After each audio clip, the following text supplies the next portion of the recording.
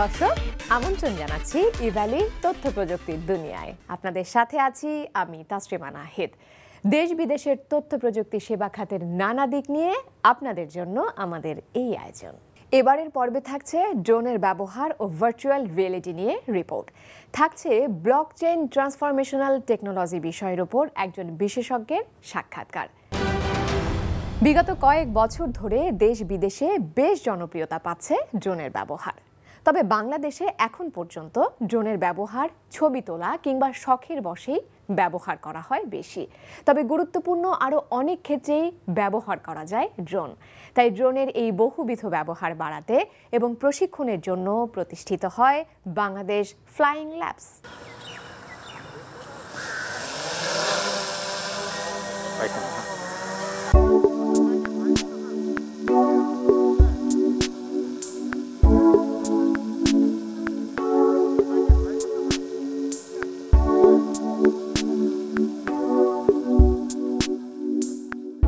সারা ওয়ার্ল্ডের মধ্যে আমরা যদি দেখি 30টিরও বেশি দেশে আছে ফ্লাইং ল্যাবস, এবং সেই ফ্লাইং ল্যাবস নেটওয়ার্কের নবীনতম সদস্যই হচ্ছে বাংলাদেশ ফ্লাইং ল্যাবস। এবং আমরা যদি পিছনে ফিরে তাকাই যে কীভাবে বাংলাদেশ ফ্লাইং ল্যাবস প্রতিষ্ঠা হলো, সুইজারল্যান্ড ভিত্তিক একটি কোম্পানি আছে উই রোবোটিক্স, যাদের তত্ত্বাবধানেই মূলত সারা পৃথিবীর ফ্লাইং ল্যাবসগুলো পরিচালিত হয়। এবং আমরা যখন বাংলাদেশ ওপেন সোর্স নেটওয়ার্কের পক্ষ থেকে উই রোবোটিক্সকে অ্যাপ্রোচ করলাম যে আমরা বাংলাদেশ ফ্লাইং ল্যাবস প্রতিষ্ঠা করতে চাই, 2020 সালের শেষের দিকে আমরা অনুমোদন পাই ফ্লাইং ল্যাবস বাংলাদেশ ফ্লাইং ল্যাবসের কাজ শুরু করার। এবং আমরা 2021 সালের প্রথম থেকে শুরু করেছি আমাদের কার্যক্রম। এখানে মূলত দুটো ভাগে আমরা কাজগুলোকে ভাগ করতে পারি। একটা হচ্ছে ইয়থদের নিয়ে কাজ, আমাদের যে তরুণ সমাজ আছে, বাচ্চা যারা আছে, তাদেরকে রোবোটিক্স নিয়ে কাজ করা, ড্রোন বেসড কাজ করা, কিভাবে একটা ড্রোন বানাতে হয়, কিভাবে ড্রোন নিয়ে কাজ করতে হয়, ড্রোনকে আমরা কী কী কাজে লাগাতে পারি, সেই ধরনের কিছু ট্রেনিংয়ের ব্যবস্থা আছে। আর একটা হচ্ছে প্রফেশনালি। কাজেই আমাদের এখন সময় এসেছে ড্রোন নিয়ে গবেষণা করা, আমাদের যে লোকাল প্রবলেমগুলো আছে সেই প্রবলেমগুলোকে কিভাবে আমরা ড্রোন ভিত্তিক সলিউশন দিতে পারি, কিভাবে আমরা রোবট দিয়ে সলিউশন দিতে পারি। মূলত এই ধরনের রিসার্চ নিয়ে কাজ করবে বাংলাদেশ ফ্লাইং ল্যাবস। এবং আমাদের সাথে ঢাকা বিশ্ববিদ্যালয়ের রোবোটিক্স অ্যান্ড মেকাট্রনিক্স ডিপার্টমেন্ট আছে, আমাদের সাথে বাংলাদেশ ওপেন সোর্স নেটওয়ার্ক আছে, এবং আরও যারা টেকনোলজি নিয়ে কাজ করে তারা কিন্তু আমাদের এই নেটওয়ার্কের মধ্যে যুক্ত আছে।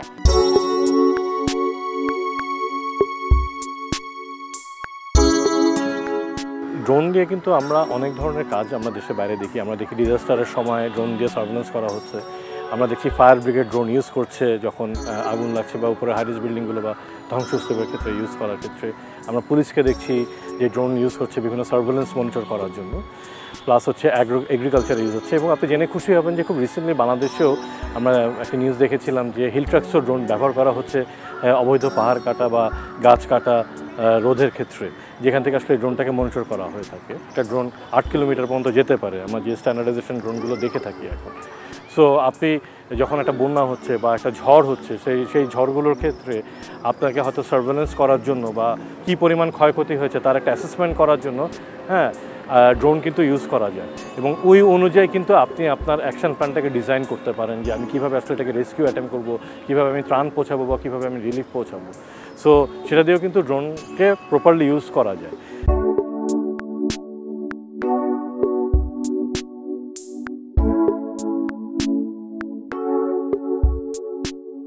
এই বাচ্চাদেরকে ট্রেনিং দিয়ে তাদেরকে প্রযুক্তিতে আরও বেশি দক্ষ কিভাবে করে তোলা যায়, এবং সেই কারণেই আমরা একটি কর্মশালা করেছি যেখানে আসলে ড্রোন সম্পর্কে বাচ্চারা জেনেছে, একটা ড্রোন কী করে, কত রকমের ড্রোন আছে, ড্রোনকে কিভাবে ব্যবহার করা যায়, এবং তারা হাতে কলমে প্রশিক্ষণ নিয়েছে, ড্রোন উড্ডয়নের প্রশিক্ষণ নিয়েছে। এবং সামনে আমরা পরিকল্পনা করছি তাদেরকে কিট দিয়ে কীভাবে ড্রোন তৈরি করতে হয় সেই বিষয়ক প্রশিক্ষণ আমরা সামনে দেব।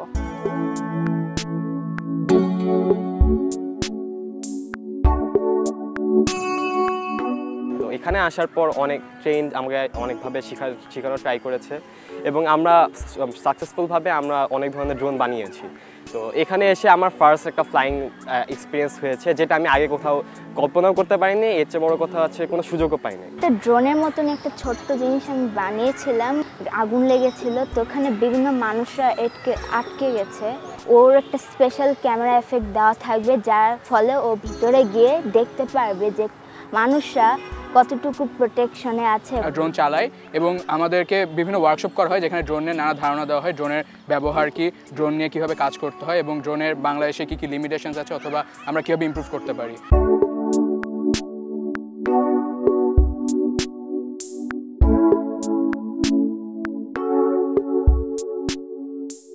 গত বছর সেপ্টেম্বরে একটা নীতিমালা হয়েছে। সেই যে নীতিমালাতে ড্রোনকে কতগুলা ক্যাটাগরিতে ভাগ করা হয়েছে, ক, খ, গ শ্রেণীতে।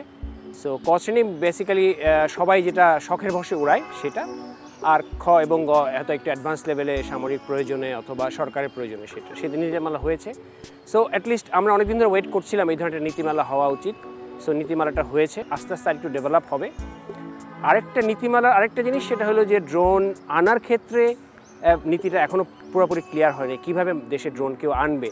ড্রোনগুলোকে যদি নিবন্ধনের আওতায় আনা যায় তাহলে মানে সবসময় নিরাপত্তা বাহিনীর একটা কনসার্ন থাকে ড্রোন নিয়ে, এটা নিরাপত্তার বিষয়, সেটা ট্র্যাক করা যায় এবং যিনি উড়াবেন তিনিও জানেন যে ওনার সীমাবদ্ধতা কোথায়। নেপাল, ইন্ডিয়া বা ভুটান এসব দেশে নীতিমালাটা আরেকটু সহজ। যদি বলি হাইট রেস্ট্রিকশন বাংলাদেশে হয়তো যেটা আছে 100 ফিট, সেখানে হয়তো 300 থেকে 400 ফিট করা আছে। এই হাইট রেস্ট্রিকশনটাই বাংলাদেশ হয়তো এখন একটু কঠোর, শুরুতে হয়তো কম দিয়েছে, আস্তে আস্তে নিশ্চয়ই আমরা আশা করি এটাকে বাড়াবে। বাট একটা ক্যাপ থাকে যার উপরে সিভিল এভিয়েশন অ্যালাউ করবে না, আমরা সেটা চাইও না।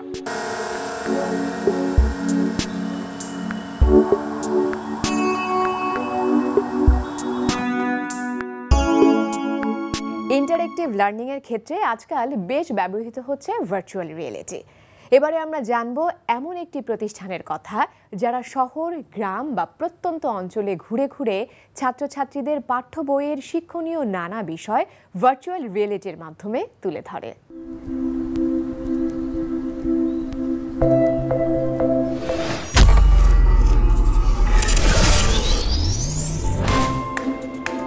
প্রকৃত অর্থে বাস্তব নয়, কিন্তু বাস্তব চেতনাকে জাগিয়ে তুলে প্রযুক্তি নির্ভর কল্পনাই হলো ভার্চুয়াল রিয়েলিটি। বিনোদন বা শিক্ষার জন্য সারা বিশ্বে ব্যাপক জনপ্রিয় এই প্রযুক্তিটি।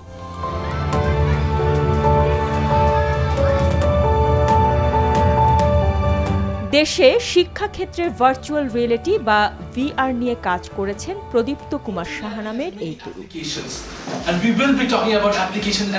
ইংরেজি বা বাংলা মাধ্যমের শিক্ষার্থীদের পাঠ্যসূচি অনুসারে ভিআর কন্টেন্ট তৈরি করে থাকে তার প্রতিষ্ঠান নার্ডিস।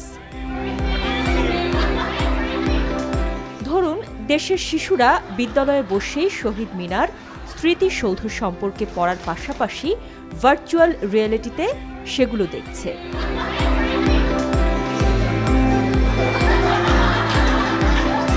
শ্রেণীকক্ষ থেকে বের না হয়েও ভিআর এর সাহায্যে ঘুরে দেখতে পারছে এই স্থানগুলো। একই সাথে জানতে পারছে বিভিন্ন তথ্য। এমন কন্টেন্টই তৈরি করে নার্ডিস। বাচ্চারা শুধু পড়বে না, বাচ্চারা ভিআর দিয়ে জিনিসগুলো দেখে শিখতে পারবে। যেমন আমরা স্মৃতিসৌধের ব্যাপারে পড়েছি, আমরা মাদার তেরেসা স্তূপের ব্যাপারে পড়েছি, এরকম অনেক জায়গার ব্যাপারে পড়েছি, কিন্তু এটা রিয়েলি এটা কেমন দেখতে এটা আমাদের ধারণা নেই। সো উইথ ভার্চুয়াল রিয়ালিটি আমরা শুধু পড়বো না, সেই জিনিসটা অ্যাকচুয়ালি দেখতে পারবো। আমরা শুধু ইংলিশ মিডিয়াম স্কুলসই না, যেটা প্রিভিলেজ, আমরা নন প্রফিট এবং এনজিও স্কুলসের সাথেও কাজ করি। সেখানে আমরা বেশিরভাগ গ্রামের বাচ্চাদেরকে আমাদের প্রজেক্ট রূপান্তরের থ্রুতে, যেই সব বাচ্চারা কখনো ঢাকা বা বিদেশের কোনো জায়গায় যাওয়ার অপরচুনিটি পায় না এবং গিয়ে শিখতে পারে না, সেই সব জায়গায় তারা যাতে ভার্চুয়াল রিয়ালিটির থ্রুতে আমরা ওই জায়গাটা ওদের কাছে নিয়ে যেতে পারি, সেই চেষ্টাটাই আমরা করি।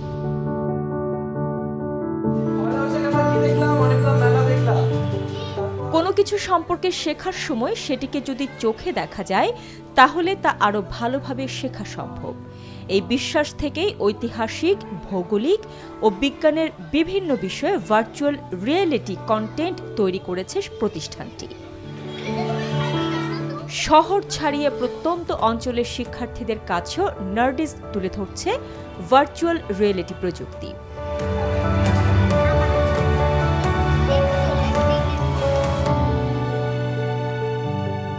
আমাদের অনলাইন প্ল্যাটফর্ম আছে nardis.com, যেখানে যে কোনো বাচ্চা তার যদি একটি ফোন থাকে যেটা গাইরোস্কোপ কম্প্যাটেবল এবং তার একটি 400 টাকা থেকে 1000 টাকার মধ্যে একটা হেডসেটও থাকে, সে ওইটা দিয়ে আমাদের সব কন্টেন্ট অ্যাক্সেস করতে পারবে এবং কোভিডের জন্য আমরা জিনিসটা ফ্রি করে দিয়েছি যাতে তারা দেখতে পারে। তারা মানে ট্রেডিশনাল জাস্ট বইয়ের দিকে তাকিয়ে জিনিসগুলো শিখছে না, তাদেরকে একদম ওই জায়গায় আমরা নিয়ে যাচ্ছি।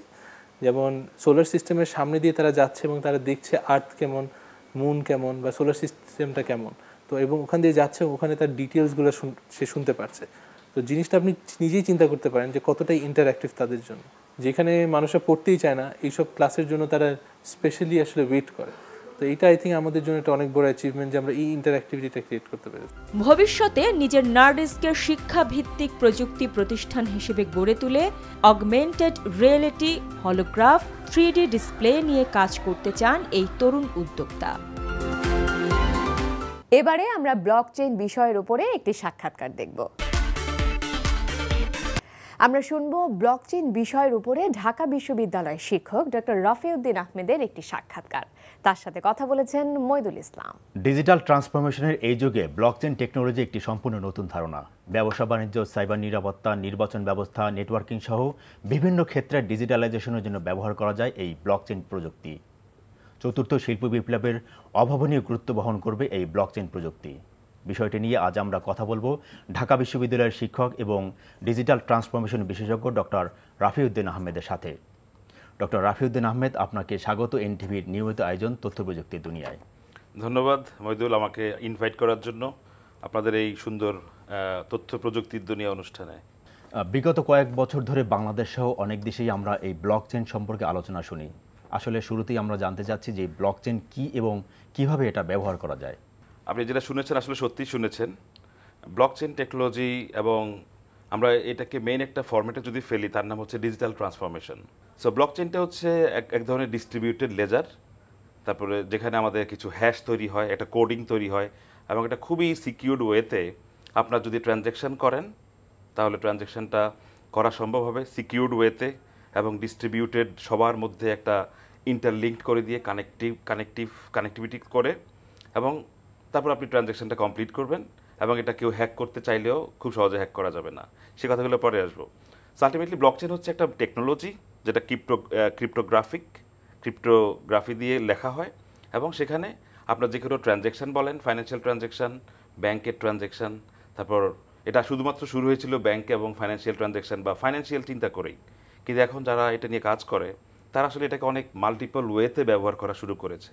আর্থিক খাতের জন্য, ব্যাংকিং বা ইন্স্যুরেন্সের জন্য আসলে এই ব্লকচেইনটা কিভাবে ব্যবহার করা যায় এবং এটা কি সুফল বয়ে আনতে পারে? ধরুন আপনি আমেরিকা থেকে বাংলাদেশে টাকা পাঠাচ্ছেন, কারণ ব্লকচেইন এমনভাবে কাজ করে যেহেতু মাল্টিপল অথরিটি থাকে এখানে, যাদেরকে আমরা নোড বলছি, মাল্টিপল অথরিটি। ধরুন আমি এর মধ্যে 4টা পার্টি, আপনি পাঠালেন, মাঝখান দিয়ে ব্যাংক শুধু টিক দিয়ে দিল, অথরাইজ করে দিল, হ্যাঁ এটা ঠিক আছে, আরেকজন বললো ঠিক আছে, আরেকজন বললো ঠিক আছে, আমার কাছে চলে আসলো within a fraction of second. Just 4টা পার্টি, 4টা নোড যখন এটাকে অথরাইজ করে দিবে, আমি কিন্তু টাকা পেয়ে যাবো উইদিন 2 মিনিটস। এখন হয়তো অ্যাপের মাধ্যমে কুইকলি পাই, কিন্তু হয়তো ব্যাংকের থ্রুতে আসলে 4 দিন লাগে। তখন এই যে আমাদের ক্লিয়ারিং, যেটা কেউ বলি ক্লিয়ারিংটা খুব ফাস্টার হবে ব্লকচেইনের মাধ্যমে। সো এই যে কাজ সহজ করে দেওয়া, খরচ কমিয়ে ফেলা এইসব ট্রানজ্যাকশন করতে গিয়ে, প্লাস সেফ। কারণ 4টা পার্টিকে কিন্তু যদি হ্যাকাররা কেউ ট্রাই করে যে আমি ঠিক আছে এই টাকাটা আমি মেরে দিব, তার পক্ষে 4টা-5টা পার্টিকে কিন্তু একভাবে কনভিন্স করা সম্ভব হবে না। ফিজিক্যালি আপনি কাউকে কনভিন্স করতে পারবেন, বল প্রয়োগ করে কনভিন্স করতে পারবেন, কিন্তু ডিজিটালি ওই মেশিন থেকে, নোট থেকে যদি অ্যাপ্রুভাল না দেওয়া হয়, ওই ট্রানজ্যাকশন কিন্তু ব্লক থাকবে in that case. So ultimately safety, security, fast, তারপরে এটা টাইমটা কমাবে। এই 7-8টা কারণে ব্যাংকগুলো লুফে নিচ্ছে এই ব্লকচেইন টেকনোলজি সবার আগে। আমরা প্রায় শুনে থাকি বিশ্বের বিভিন্ন দেশে সাইবার হামলা হয় আর্থিক প্রতিষ্ঠানগুলোতে, এবং কয়েক বছর আগে বাংলাদেশ ব্যাংকে হয়েছিল। তো এই সাইবার হামলা কিভাবে রোধ করা যায় ব্লকচেইন প্রযুক্তি ব্যবহার করে? যেমন ব্লকচেইনের কয়েকটা টাইপ আছে, এর মধ্যে সবচেয়ে পপুলার টাইপ হচ্ছে, ধরেন ব্লকচেইন যে কাজ করে, সেন্ট্রালাইজড ব্লকচেইন আছে, ডিসেন্ট্রালাইজড ব্লকচেইন আছে, পাবলিক ব্লকচেইন আছে, এক একটার এক এক রকম ফিচার। সো দেখেন, আমরা যদি সেন্ট্রালাইজড ব্যাংক, ধরেন আমাদের বাংলাদেশ ব্যাংকের কথা বললেন, এখানে বাংলাদেশ ব্যাংক হচ্ছে সেন্ট্রাল অথরিটি। এখন কোনো হ্যাকার যদি সরাসরি বাংলাদেশ ব্যাংকে হ্যাক করে, তাহলে কিন্তু তার জন্য হ্যাক করা সহজ, কারণ সে একজনকে হ্যাক করে একজন থেকে টাকা নিয়ে গেল। কিন্তু ডিসেন্ট্রালাইজড ওয়েতে ব্লকচেইন যখন ইউজ করবে, তখন দেখা যাবে সেন্ট্রাল ব্যাংকেরও টাকাগুলা অ্যাপ্রুভাল পেতে হয়তো আরও 50টা ব্যাংকের সাথে কানেক্টেড থাকলো, মানে আপনার রিস্কটা তখন আপনি ছড়িয়ে দিচ্ছেন আরও 50টা ব্যাংকের কাছে। তো যখন এইভাবেই ডিস্ট্রিবিউট করে দেওয়া যাবে ট্রাস্টটা বা ডিস্ট্রিবিউট করে দেওয়া যাবে টেকনোলজিটা, তখনই হবে কি এটা সেফ থাকবে। ধরুন আপনার মোবাইলের পাসওয়ার্ড ধরলাম, বা আপনার ল্যাপটপে একটা পাসওয়ার্ড আছে, এটা আমি জানলে আমি হ্যাক করে ফেলতে পারবো যদি জানি। কিন্তু আপনার এটা যদি এমন হয় যে আপনার প্রথমে পাসওয়ার্ড লাগবে, এরপরে আপনার বন্ধুর ফেস রিকগনিশন লাগবে, আপনার বাচ্চার ফিঙ্গারপ্রিন্ট লাগবে, ডিস্ট্রিবিউট করে দিলে তখন কিন্তু আপনার ডিভাইসটা হ্যাক হইতে অনেক কষ্ট হবে। আমি একা হয়তো আপনাকে হ্যাক করতে পারবো, কিন্তু বাকি সবাইকে পাবো কই? ব্লকচেন টেকনোলজিতে একজন থাকবে আফ্রিকাতে, আরেকজন থাকবে সৌদি আরব, আপনি সবাইকে ম্যানেজ করবেন কই? সো আলটিমেটলি ডিস্ট্রিবিউটেড রিস্ক বা রিস্কটা ডিস্ট্রিবিউট করে দিলে আলটিমেটলি ঝামেলা হতো না। সো যে কারণে আমাদের বাংলাদেশ ব্যাংকের হয়তো ওইভাবে আমরা এখনও তো ব্লকচেন বাংলাদেশে ওইভাবে আসেনি। সো সারা পৃথিবীতে প্রচুর হ্যাকার তৈরি হচ্ছে যারা অনেক অনেক হাই লেভেলের মেধা রাখে, তারা দেখেছে এটা ভালনারেবল করে ফেলেছে। কিন্তু ব্লকচেন থাকলে যদি এই টাকার বাংলাদেশ ব্যাংকের যেই টাকাটা চলে গিয়েছে, যদি এটাকে আরও কয়েকজনের অ্যাপ্রুভাল দিয়ে রাখতে পারতো, তাহলে হয়তো এই টাকাটা যেত না, কারণ সবাইকে হ্যাকাররা ম্যানেজ করতে পারে না। সাপ্লাই চেইন ম্যানেজমেন্টের ক্ষেত্রে এই ব্লকচেন কিভাবে সুফল বয়ে আনতে পারে বলে আপনি মনে করেন? ধরলাম আমাদের গাজীপুরে কোনো একটা কিছু প্রোডাকশন হলো, সেটা আসলো তেজগাঁত থেকে গেল চিটং থেকে গেল ধরেন কক্সবাজার, ওখান থেকে গেল টেকনাফ। এই 5টা অথরিটি এখানে কিন্তু পাঁচটা রিস্কি জায়গা থাকতে পারে। এই ইন বিটুইন কেউ হয়তো একটা হ্যাক করে ফেললো, পুরো কিছু মেরে দিল। সাপ্লাই চেইন সবচেয়ে বড় ব্যাপার হবে ইজিলি ট্র্যাক করা সম্ভব হবে। যেমন ধর আমি যদি বাংলাদেশে সরকার আমাদের গরিবদেরকে ত্রাণ দিচ্ছে, ত্রাণের সাপ্লাই চেইন যদি আমি ধরি, দেখেন আসলে গরিবরা কি অনেক কিছু কিন্তু পায় না, এর মাঝখানে হারিয়ে যায় অনেক কিছু। সো সাপ্লাই চেইন দিয়ে যদি আপনি এই টাকা অথবা কোনো খাবার ট্র্যাকিং করেন, মাঝখান দিয়ে কমে গেলে পরের লেভেলে গিয়ে বলবে আমি তো পাইনি এতগুলা, বা এখান থেকে যাবে না এইভাবে।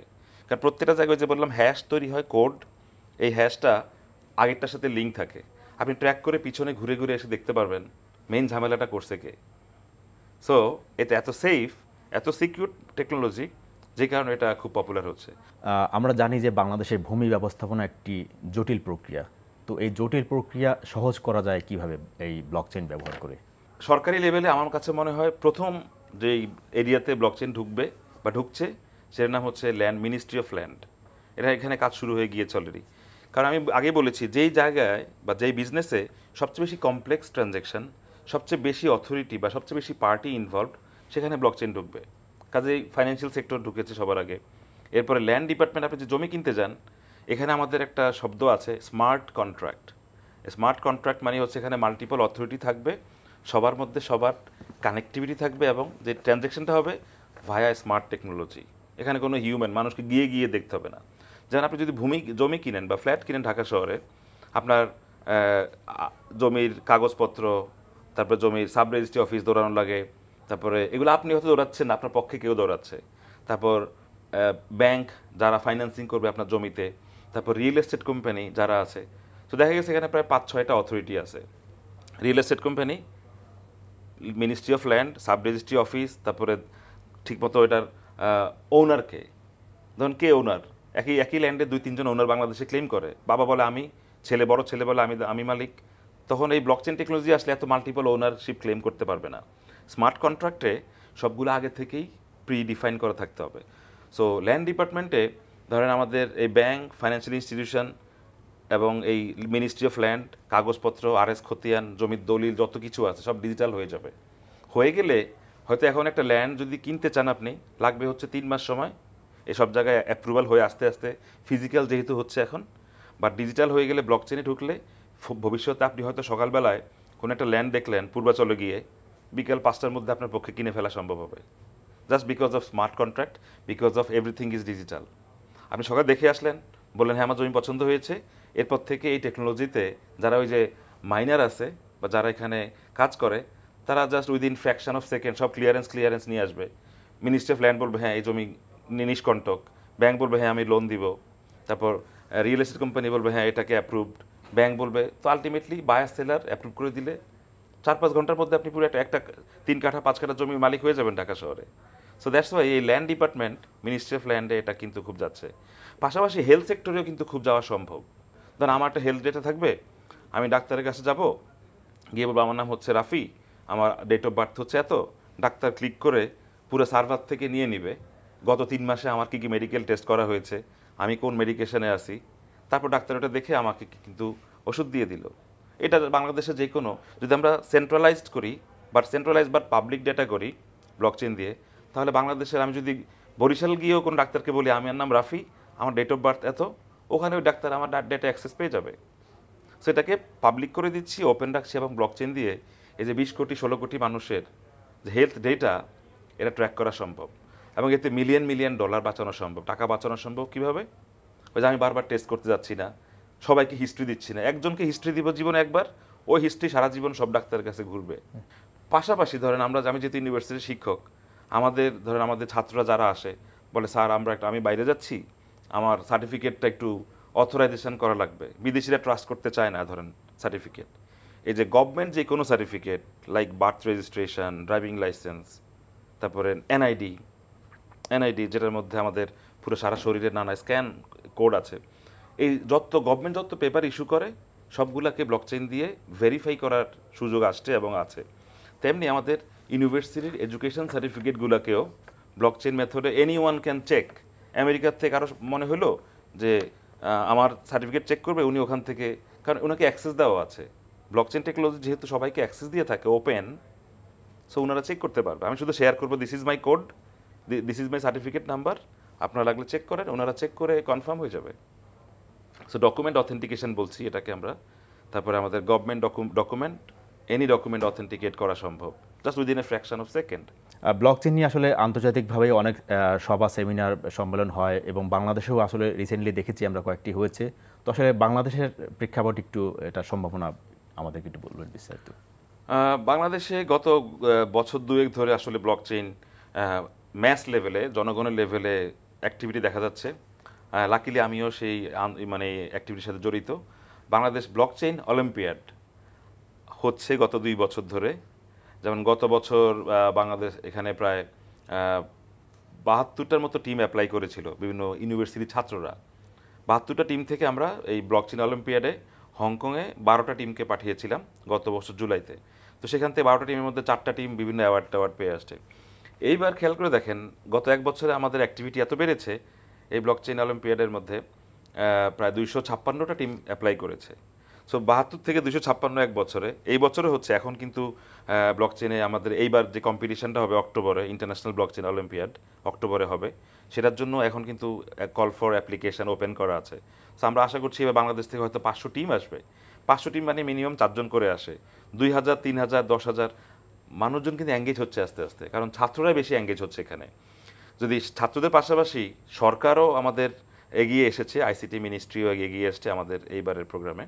সো আইসিটি মিনিস্ট্রি, সরকার, কর্পোরেটস, ওনারা যদি এগিয়ে আসেন, আমরা যেমন ম্যাথ অলিম্পিয়াডে বাংলাদেশ অনেক ভালো করে, ব্লকচেন অলিম্পিয়াডে আমরা গ্লোবালি ভালো করব। ওই একটা ইকোসিস্টেমের মধ্যে নিয়ে আসলে এই ব্লকচেন আমরা আসলে খুব দ্রুত অ্যাডপ্ট করে নিব, আমার কাছে মনে হয়। তো এইসব অ্যাক্টিভিটি আছে, আমি ওখানে মেন্টর এবং জাজ হিসাবে কাজ করি ব্লকচেন অলিম্পিয়াডে। ডক্টর রাফিউদ্দিন আহমেদ, আপনাকে ধন্যবাদ আমাদেরকে সময় দেওয়ার জন্য। ধন্যবাদ মহিদুল, আমাকে এই সুন্দর প্রোগ্রামে আমন্ত্রণ জানার জন্য, এবং ধন্যবাদ এনটিভি সকল দর্শকদের আমাদের সাথে থাকার জন্য। স্বাধীনতার 50 বছরে দেশে যেসব খাতের উল্লেখযোগ্য সাফল্য অর্জিত হয়েছে, তার মধ্যে তথ্য প্রযুক্তি খাত অন্যতম। বিশেষ করে সফটওয়্যার রপ্তানি, ফ্রিল্যান্সিংয়ের মতো খাতে বিগত এক যুগে বিশ্বে গুরুত্বপূর্ণ অবস্থান তৈরি করেছে বাংলাদেশ।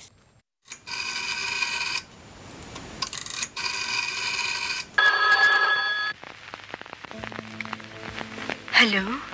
স্বাধীনতা পরবর্তী সময়ে এদেশে কিছু অভিজাত মানুষের ঘরে ছিল এমন টেলিফোন, কিন্তু 90-এর দশকে এসে সময়ের সাথে তাল মিলিয়ে টেলিযোগাযোগ ব্যবস্থা আভিজাত্য থেকে প্রয়োজনে পরিণত হয়। দেশে যুক্ত হয় মোবাইল ফোন প্রযুক্তি। 1996 সালে দেশে একাধিক মোবাইল ফোন কোম্পানিকে দেয়া হয় লাইসেন্স। এরপর থেকেই বাড়তে থাকে মোবাইল ফোনের ব্যবহার। বিটিআরসির হিসেব মতে দেশে বর্তমানে মোবাইল ফোনের গ্রাহক প্রায় 16 কোটি 98 লাখ মানুষ। অন্যদিকে 1964 সালে হানিফুদ্দিন মিয়ার হাত ধরে ঢাকায় প্রথম কম্পিউটার এলেও 1990 সাল পর্যন্ত এদেশে ছিল IBM এর হাতে গোনা কয়েকটি কম্পিউটার। আর 1995 সালে অফলাইন ইমেইলের মাধ্যমে ইন্টারনেট ব্যবহার শুরু হলেও মূলত 1996 সালে প্রথম ভিসাট স্থাপনের পর ইন্টারনেট যুগে প্রবেশ করে বাংলাদেশ। বাড়তে থাকে কম্পিউটারের ব্যবহার। বর্তমানে দেশে প্রায় 11 কোটি 5 লাখ মানুষ ইন্টারনেট ব্যবহার করে। টেলিকম ও তথ্য প্রযুক্তি খাতের এমন অতীতের হাত ধরেই আজকের ডিজিটাল বাংলাদেশ। 2005 সালে প্রথম এবং 2017 সালের দ্বিতীয় সাবমেরিন কেবলের সাথে যুক্ত হওয়ার পর দেশে গতি ও পরিধি বৃদ্ধি পায় ইন্টারনেটের। 2008 সালে যখন ডিজিটাল বাংলাদেশের রূপকল্প ঘোষণা করা হলো, তখন বলা যায় যে নতুনভাবে যাত্রা শুরু হলো। এক যুগের অভিযাত্রায় এখন আমরা প্রত্যেকে বুঝি যে ডিজিটাল বাংলাদেশ আমাদেরকে কত দূরে গিয়েছে। অভাবনীয় একটা অগ্রগতি হয়েছে এবং বাংলাদেশে ডিজিটাল ডিভাইস ম্যানুফ্যাকচার এবং এক্সপোর্টের একটা বড় ধরনের সম্ভাবনাময় শিল্প গড়ে উঠতে পারে। তাহলে আমাদের অর্থনীতির চেহারাটা বদলে যাবে। 2018 সালের 11 মে যুক্তরাষ্ট্রের ফ্লোরিডার কেনেডি স্পেস সেন্টারের লঞ্চপ্যাড থেকে দেশের প্রথম কৃত্রিম উপগ্রহ বঙ্গবন্ধু স্যাটেলাইট 1 উৎক্ষেপণের মধ্য দিয়ে স্যাটেলাইট সদস্য দেশের মর্যাদাপূর্ণ তালিকায় যুক্ত হয় বাংলাদেশ। বেকারত্ব দূর করতে যুগান্তকারী ভূমিকা রাখছে দেশের তথ্য প্রযুক্তি খাত। বর্তমানে 30 লাখের বেশি মানুষের কর্মসংস্থানের জায়গা এই খাত। এর মধ্যে ফ্রিল্যান্সিং বা আউটসোর্সিং এর সাথে জড়িত 6 লাখের বেশি তরুণ তরুণী। বিগত এক দশকে ব্যাপক জনপ্রিয়তা পায় ই কমার্স খাত। অনলাইনে কেনাকাটার জনপ্রিয়তা শহর ছাড়িয়ে গ্রাম বা প্রত্যন্ত অঞ্চলেও পৌঁছে গেছে। আর করোনা মহামারী শুরুর পর থেকে অনেক মানুষই এখন ই কমার্সের উপর নির্ভরশীল। তথ্য প্রযুক্তি খাতে দিন দিন বাড়ছে স্টার্টআপদের সংখ্যা। দেশের বিভিন্ন এলাকায় নির্মাণ হচ্ছে হাইটেক পার্ক। দেশেই উৎপাদিত হচ্ছে মোবাইল ফোন সেট, ল্যাপটপ সহ নানা ধরনের প্রযুক্তি পণ্য। এগিয়ে চলছে AI, IoT, ব্লকচেইনের মতো প্রযুক্তি। কিন্তু বাংলাদেশ সফটওয়্যার রপ্তানি করলেও এখনও প্রতি বছর আমদানি করতে হচ্ছে বিদেশি সফটওয়্যার। দেশের শিক্ষা ব্যবস্থার কারিকুলাম এখনও যুগ উপযোগী নয়। আছে প্রযুক্তি বিষয়ে পর্যাপ্ত দক্ষ জনশক্তির অভাব। বিদেশের সফটওয়্যার এবং বিদেশি ইঞ্জিনিয়ার দিয়ে বাংলাদেশ তো ডিজিটাল হবে না। সুতরাং আমি আশা করব সরকার আমাদের দেশের তরুণ যুবকদের দক্ষতা উন্নয়নের জন্য যথাযথ কর্মসূচি গ্রহণ করবে এবং এ কথাটি কিন্তু সত্য, আমাদের বিশ্বমানের দক্ষতা অর্জন করতে হবে। 1971 সাল থেকে 2021 স্বাধীনতার এই 50 বছরে দেশের তথ্য প্রযুক্তি ও টেলিকম খাতের প্রাপ্তি অপ্রাপ্তি সম্ভাবনা সবই আছে। প্রযুক্তি নির্ভর চতুর্থ শিল্প বিপ্লবের হাত ধরে উন্নত বিশ্বের সাথে তাল মিলিয়ে এগিয়ে যাবে ডিজিটাল বাংলাদেশ। দর্শক, আজ এ পর্যন্তই। কেমন লাগলো আমাদের আয়োজন? আমাদের অনুষ্ঠান সম্পর্কে আপনাদের মতামত ও পরামর্শ জানিয়ে মেইল করুন tpd@ntvbd.com এই ঠিকানায়। আর অনলাইনে অনুষ্ঠানটি দেখতে ভিজিট করুন NTV অনলাইন www.ntvbd.com এ। আপনাদের সাথে নিয়েই পথ চলতে চাই আমরা। আবারও ইভ্যালি তথ্য প্রযুক্তি দুনিয়া দেখার আমন্ত্রণ রইল। সবাইকে শুভেচ্ছা জানিয়ে আজ বিদায় নিচ্ছি। ভালো থাকুন, NTVর সাথেই থাকুন।